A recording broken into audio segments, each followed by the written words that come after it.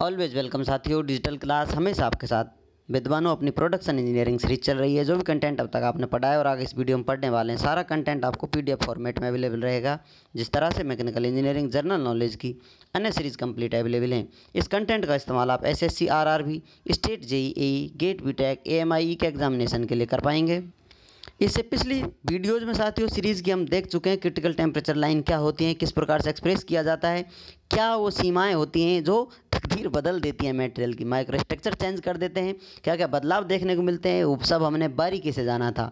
और हर एक लाइन को L1 लाइन, L2 लाइन किस प्रकार से नाम दे दिया था, या लोअर क्रिटिकल या अपर क्रिटिकल टेम्परेचर लाइन। स्टील की हम बात कर रहे हैं, स्टील पर काम कर रहे हैं, तो स्टील की यहाँ पर बातें की जा रही है।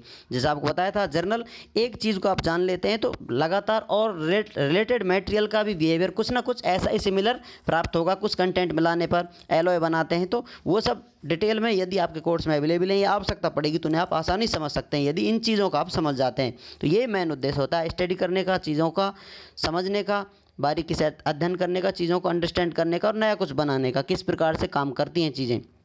इसी प्रकार L2 अपर क्रिटिकल टेम्परेचर के लिए बात की थी, जो कि हाइपो यूटेक्टोइड स्टील के लिए था। उसका क्या रोल होता है, LCM के बारे में भी देख लिया था, जो कि हाइपर यूटेक्टोइड स्टील के लिए होता है। अब साथियों आते हैं कास्ट आयरन की तरफ। आपने ज़रूर सुना होगा कास्ट आयरन। कास्ट आयरन की दुनिया में आते हैं। कब आयरन बोल दिया जा रहा है, कब स्टील बोल दिया जा रहा है, समझ लीजिए। आयरन तो है ही, आयरन में कार्बन मिलाया जा रहा है, वो स्टील हो जा रही है। लेकिन यदि आप स्टील की मात्रा अधिक कर देते हैं तो फिर से वो कास्ट आयरन बन जाता है। तो आप कह सकते हैं 2.1% कार्बन से मिलाकर यदि आप अधिक चलते चले जाते हैं, और कार्बन यहाँ तक इतना मिलाते नहीं है, बहुत ज़्यादा ब्रिटल पदार्थ हो जाता है, लेकिन लिमिटेड जितना आप मिला सकते हैं, तो ये रेंज है जहाँ तक हम स्टडी करते हैं। तो आप कास्ट आयरन यहाँ तक मिला रहे हैं, कितना कार्बन आपने मिला रखा है। ज़्यादा आप कार्बन मिलाएंगे तो इतना ब्रिटल हो जाएगा, यदि टूटेगा तो मतलब उसके टुकड़े भी गिनना शायद मुश्किल हो जाए, इतना बारीकी से फैल जाएगा, वो बिखर जाएगा। तो इसलिए इतना ज़्यादा कार्बन मिलाते नहीं जितनी रिक्वायरमेंट है, या फिर कम से कम चला लेते हैं। तो अब कास्ट आयरन क्या है साथियों, more carbon than steel. Steel से अधिक आपने कार्बन मिला दिया तो उसको कास्ट आयरन बोलते हैं। समझ लीजिए, ये रेंज कास्ट आयरन की आपको दे रखी है।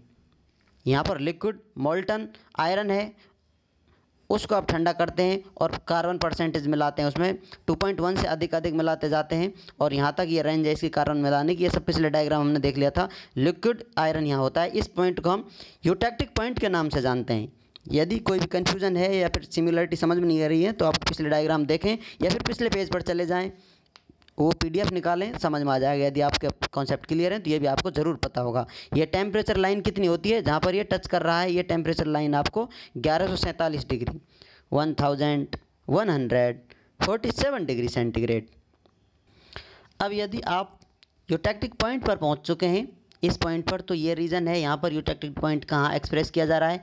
4.3% कार्बन मिलाया हुआ है इसमें, तो कास्ट आयरन यहाँ पर। अब कास्ट आयरन के भी रूप आपको अलग अलग देखने को मिलते हैं, अलग अलग। यदि कार्बन परसेंटेज या कम ज़्यादा करते हैं तो आप, यदि कम करते हैं तो हाइपो कास्ट आयरन देखने को मिलेगा, यदि अधिक करते हैं तो हाइपर कास्ट आयरन देखने को मिलता है। ये लाइन है, समझ लीजिए, कास्ट आयरन की। इस रेंज में कास्ट आयरन मिल रहा है आपको। यदि एक्सट्रैक्ट करते हैं आप, यहाँ तक चले जाते हैं सीमेंटाइट रीजन तक, 6.67% कार्बन की तरफ, तो आपको हाइपर कास्ट आयरन मिलता है। वापस हाइपो कास्ट आयरन मिल जाता है, कम कार्बन परसेंटेज करते हैं। सिंपल वही कार्बन मिलाया जा रहा है इसमें, लेकिन नाम चेंज कर दिया जा रहा है। कभी स्टील बोल दिया जा रहा है, कभी इसे कास्ट आयरन बोल दिया जा रहा है, क्योंकि मेन इंपॉर्टेंट रोल कार्बन मिलाने से लोहे का अलग अलग फॉर्मेट या रूप देखने को मिल रहा है। जैसा कि पिछले डायग्राम में आपको पता होगा, ये रीजन इस प्रकार से होगा इसका, जो ऑस्टेनाइट होता है, जो टच करता है। पिछले डायग्राम आपने देखा होगा। तो अब यहाँ से आप आ रहे हैं ऑस्टेनाइट से, ऑस्टेनाइट है प्लस इधर सीमेंटाइट है, तो ये जो रीजन बना हुआ है ये सीमेंटाइट और ऑस्टेनाइट वाला रीजन है। दोनों को कॉमन जो माइक्रोस्ट्रक्चर देखने को मिलता है, या फिर कहें कॉमन नेम से या निक नेम से इसे लेडेब्यूराइट के नाम से बुलाया जाता है। अब यहाँ पर लिक्विड या मोल्टन आयरन है और इधर सीमेंटाइट है, तो ये दोनों फिर से बाउंड्री क्रॉस करेंगे और एक मिक्सचर बनाएंगे। जिधर आप लिक्विड की तरफ आएंगे तो लिक्विड का आपको ज़्यादा रोल देखने को मिलेगा, और सीमेंटाइट की तरफ आएंगे तो सीमेंटाइट वाला जो माइक्रो स्ट्रक्चर है वो ज़्यादा देखने को मिलता है। तो जो रीजन चेंज करते हैं, डिस्टेंस कम ज़्यादा, कार्बन परसेंटेज बढ़ाते हैं, तो आपको ये सब मिक्सचर देखने को मिलता है।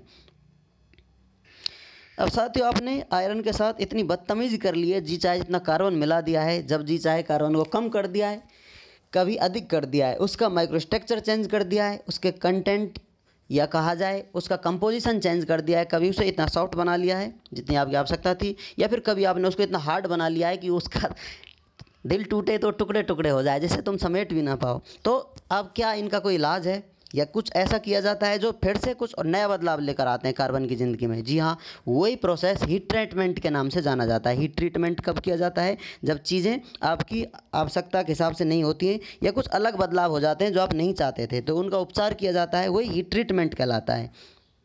तो अब हीट ट्रीटमेंट के बारे में जानेंगे, किस प्रकार से आपने परेशान कर रखा था आयरन को, तो किस प्रकार से उसका इलाज आप करते हैं, किस प्रकार से उपाय कर कर कार्बन आयरन को मिलाते हुए आप अपने काम में लेते हैं और चीज़ें बदल लेते हैं आपकी आवश्यकता के अनुसार से, वो सब जानेंगे डिटेल में नेक्स्ट वीडियो में। तब तक सीरीज़ से जुड़े रहिए, सीरीज़ एंजॉय करते रहिए, पढ़ते रहिए, व्यस्त रहिए। वीडियो को अंत तक देखने के लिए, चैनल को सपोर्ट करने के लिए आपका दिल की गहराइयों से बहुत बहुत धन्यवाद। मिलते हैं नेक्स्ट वीडियो में। जय हिंद, वंदे मातरम।